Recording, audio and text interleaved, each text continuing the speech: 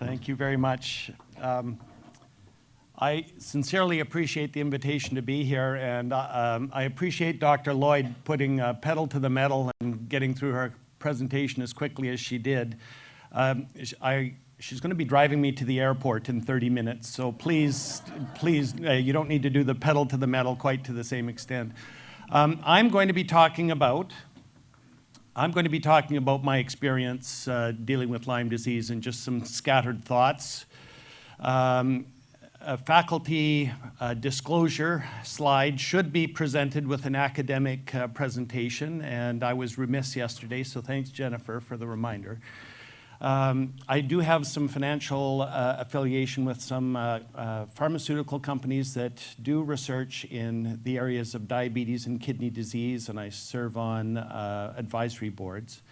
The one other very important disclosure that I need to give you is from the Canadian Medical Association Code of Ethics, and that is a rejoinder to me to make sure that what I am telling you needs to be in line with the general understanding of the medical profession, and if anything that I am telling you is deviant from the general understanding of the medical profession, I need to explicitly say so. So most of what I will be saying from this point forward will be a departure from the standard medical profession.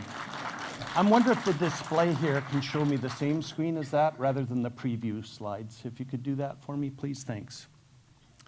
So Lyme disease, from my perspective, has a number of problems. And the problems include problems with, thank you, problems with the clinical diagnosis. The clinical diagnosis of Lyme disease is based largely on the recognition of the erythema migrans rash. And opposed to what you've heard earlier today, the erythema migrans rash can actually exist in a form that is as small as 2 centimeters in size, or the size of a Canadian nickel. It is called a mini EM rash, and it was reported in the medical literature by Weber and Wilski back in 2007. There are problems with the laboratory diagnosis of Lyme disease, which have been alluded to previously, and we can elaborate on further if you want. There's problems with epidemiologic surveillance of Lyme disease, underreporting, test inaccuracy, etc. And there is progress being made on getting the surveillance done more effectively. There's problems with management of chronic or persistent symptoms. There's actually a problem with what even to call the disease that is associated with chronic or persistent symptoms. And if you live in an endemic area, all of the above conditions should be a cause for concern. So with my legal background, I'd like to talk really quickly about the standard of care. This is information I shared with the practitioners yesterday. Number one, do the IDSA guidelines define the standard of care? And the answer emphatically is no. They do not define the standard of care.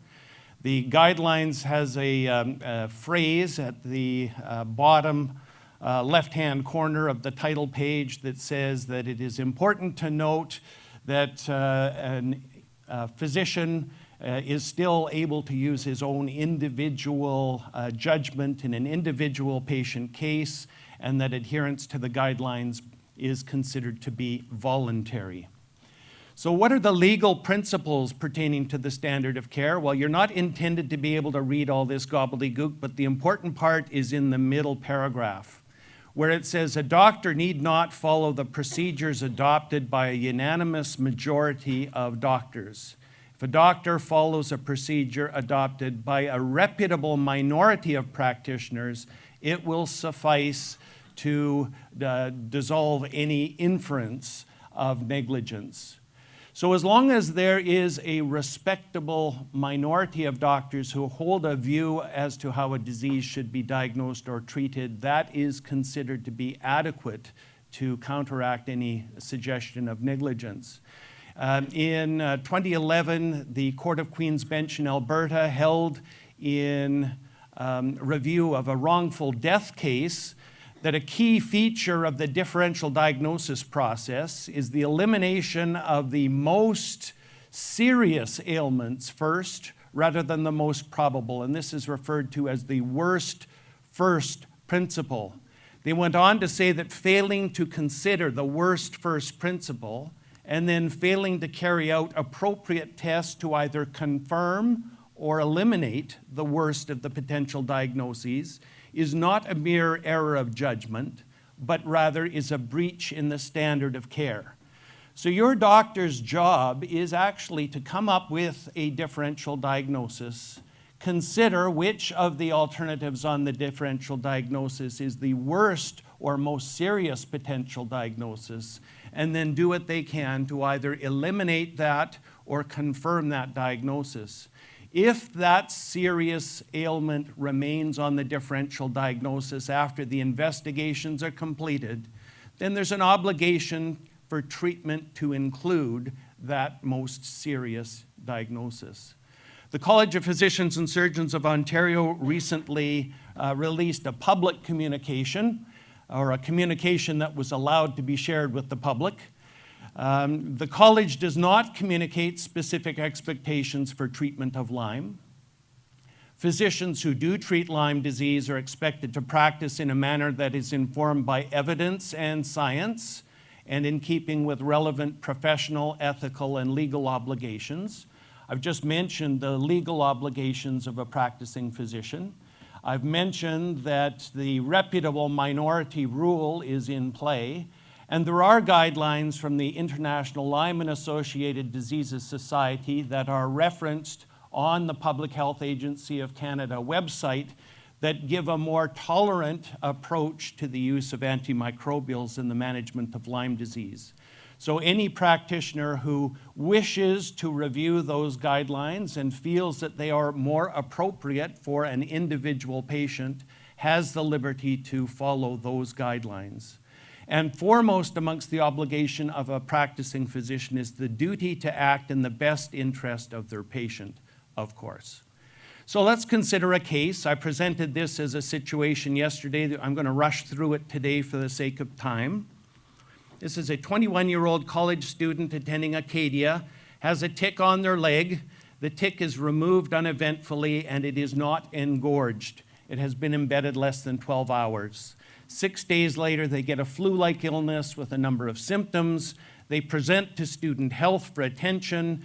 They have no objective skin lesion, no erythema migrans rash. There's no cranial nerve abnormalities, no seventh nerve abnormality. The physician elicits the history of the tick bite and considers the possibility of Lyme disease as being plausible. They are aware that serology shouldn't be done for at least 2 weeks after tick bite, and so they make arrangements for the serology to be done within the correct time window. And the initial ELISA test that is done is positive, but the following Western blot study sent to the National Microbiology Lab in Winnipeg is reported as negative. The important element of the case is the student attends Acadia University. And this is in an area of Nova Scotia where there has been documentation of a cluster of a genotype or a subspecies of Borrelia organisms that are called genotype I. Now, genotype I has a behavior with the testing where the first test is really quite commonly positive, but where the Western blot study is commonly negative. So if we want to use common terminology, this would be a stealth Borrelia, a Borrelia that eludes our testing methodology. The tick was attached for less than 12 hours, and the common advice that comes from public health authorities is that if ticks are not engorged, and if the tick is not attached for 24 hours, then it is unlikely that they will pass along the disease. My goodness, if you have someone who has excessive salivation, just put them in front of a crowd.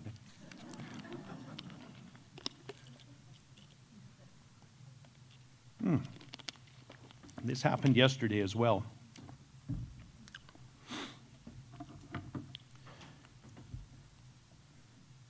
So A prospective study was done in the Netherlands looking at people with tick bites and following them for 3 months after their tick bite to see what happened in a prospective fashion.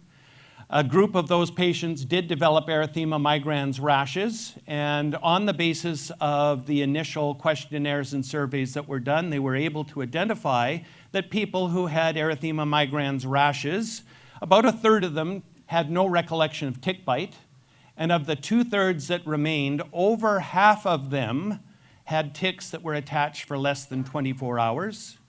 20% of the group overall had ticks that were attached for less than 12 hours. So the idea that a tick needs to be attached for 24 to 36 hours is a terrific theory based upon the understood mechanism of the feeding behavior of a tick, but it actually does not bear out in a human study of prospectively evaluated human erythema migrans patients. The important elements of the case also lead us to this study from the Netherlands, where they came up with a mathematical model of the risk of developing Lyme disease based on the characteristics of your tick bite. And the important elements of the tick bite are, number one, how long was the tick attached? Number two, how engorged was the tick when it was removed? And number three, did the tick test positive for Borrelia or not? In the example I've given here, the tick was not engorged, and the tick was less than 12-hour duration. So that would be equivalent to a 1.6% likelihood of a Lyme disease diagnosis at the outset. We then do the laboratory testing, and I'll save you from all of this sensitivity and specificity, etc.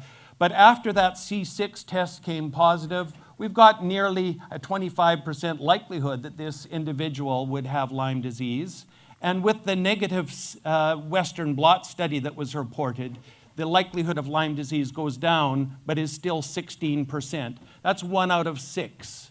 Now, yesterday, I asked the question of the audience, how many practitioners would be comfortable saying that they had eliminated Lyme disease from their differential diagnosis with a residual 1 out of 6 likelihood of Lyme disease? I'm not going to pose that question to this group. So the IDSA guidelines in your Ministry of Health and the guidelines that have been published by the infectious disease expert group would all advise your practitioners that they should look for another diagnosis in a case like the one I've just given you.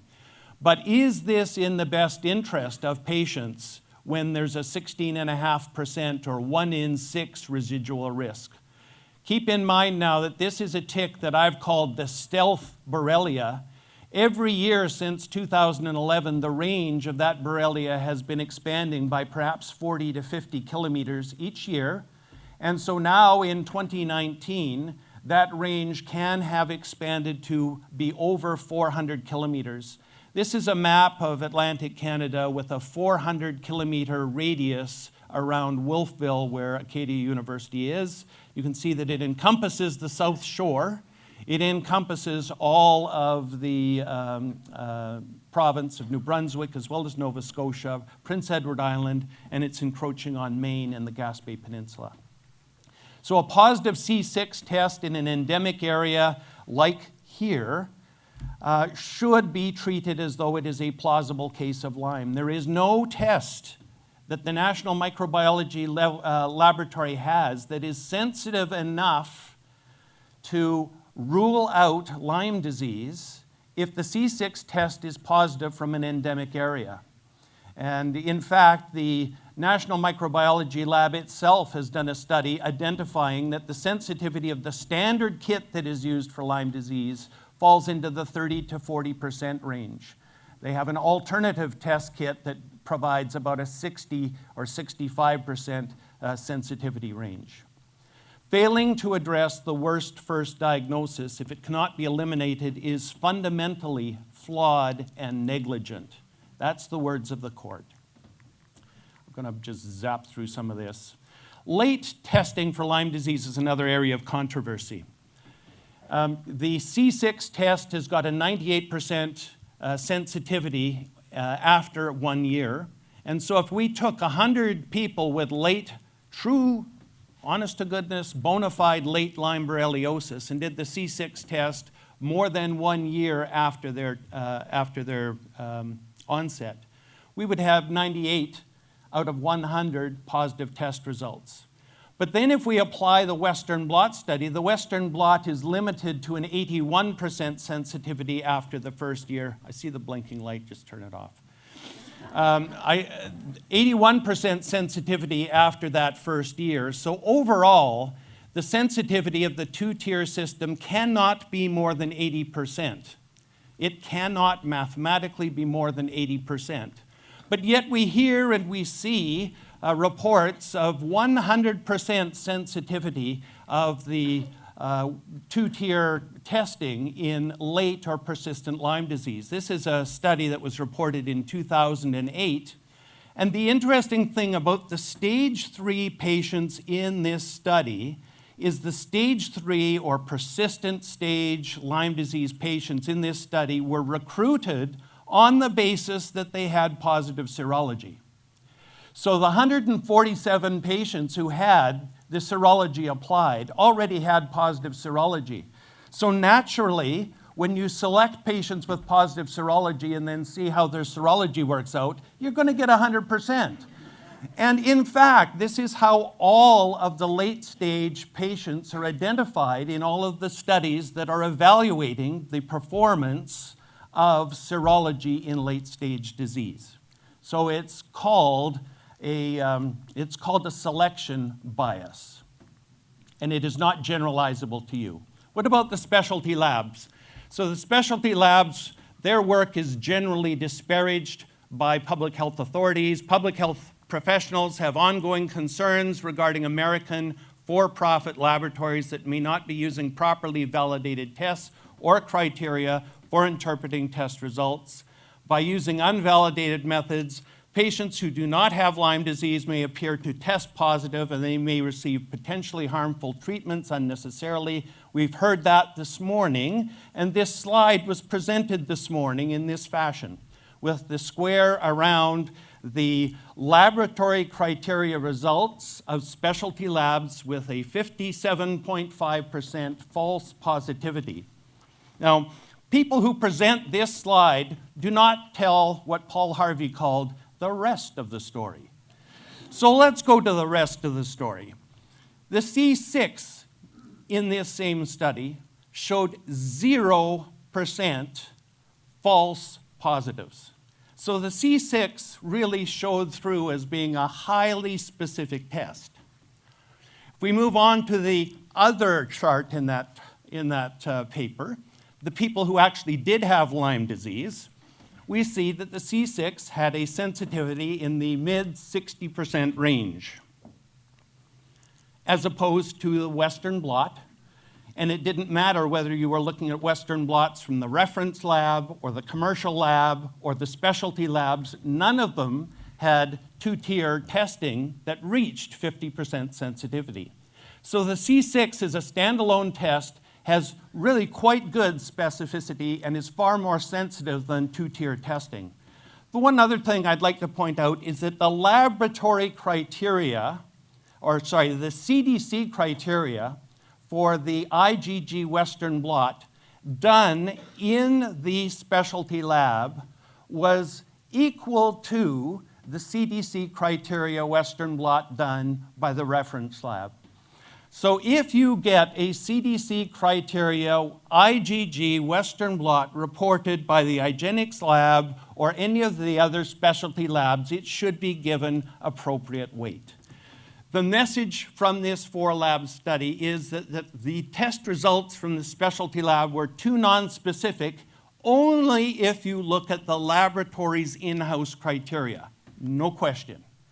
But if you look at CDC criteria, and especially the IgG CDC criteria, they are as reliable as a university reference lab, and the C6 test performed better.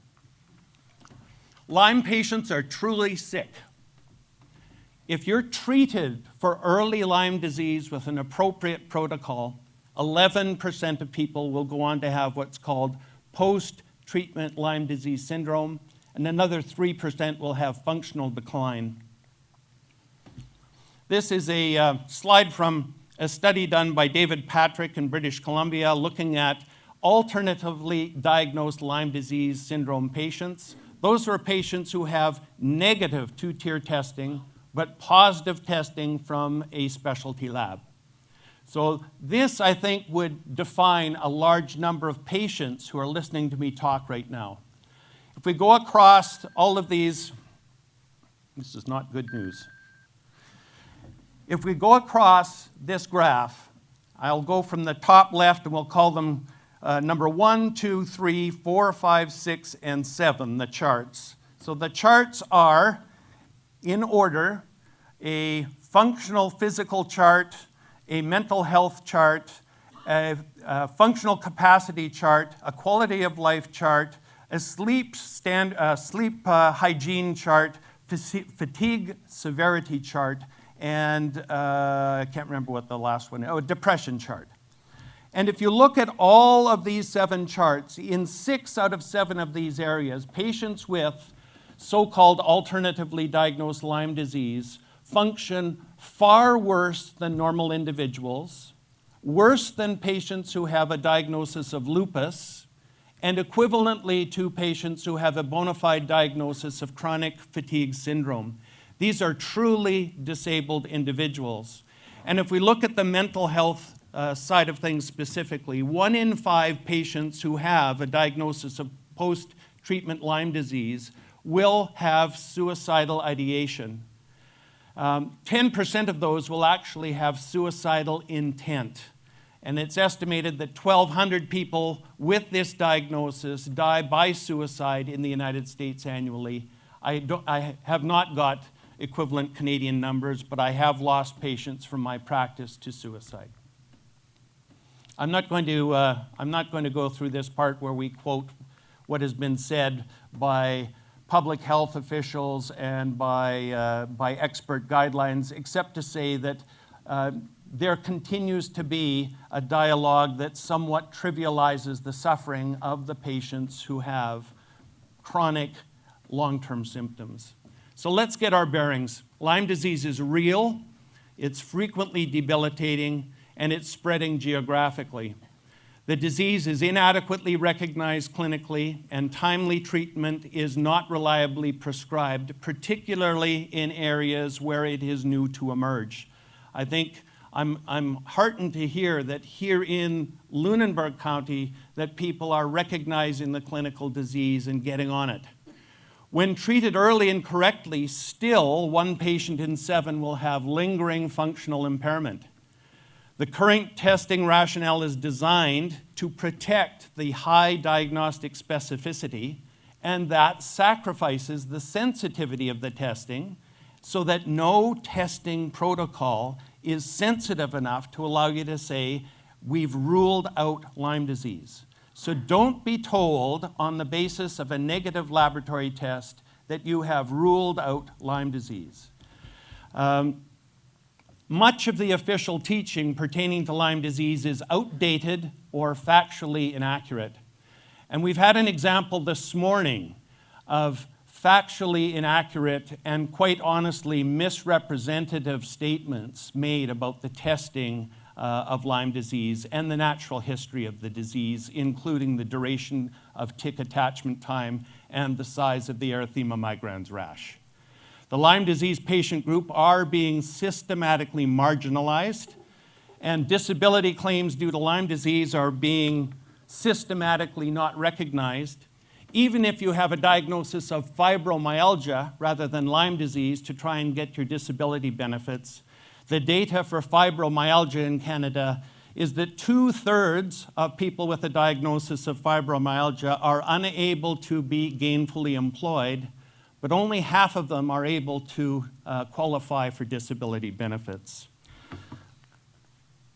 Evidence-based medicine needs to include 3 elements: good, strong, reliable science communicated honestly, clinical judgment, and the values of the patients that we're treating.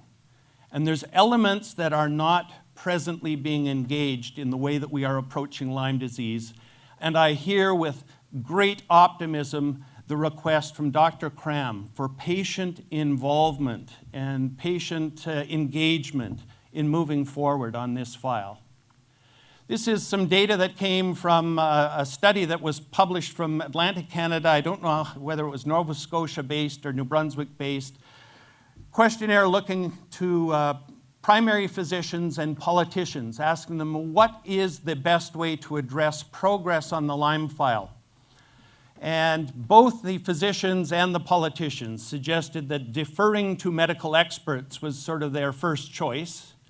Funding Lyme education amongst healthcare providers was their second choice. And then there was divergence as to what the third choice was. More money for research was the choice of the political leaders and government officials, and family physicians were calling for more public awareness. But there was agreement that deferring to the medical experts was very important. Well, I'm going to throw a fly in the ointment. What if the approach of the medical experts isn't quite right?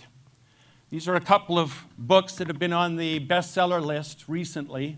One is called Wrong, Why Experts Keep Failing Us and How to Know When Not to Trust Them. And the other book is called Bad Advice, and I'll let you read the subtitle yourselves. So complex problems do not have simple answers. We really need to collaborate, and we really need to communicate, and we need to represent what we know honestly. And with that, I'm well out of time, and I'm going to have to rush to the airport in about another 5 minutes. So thank you.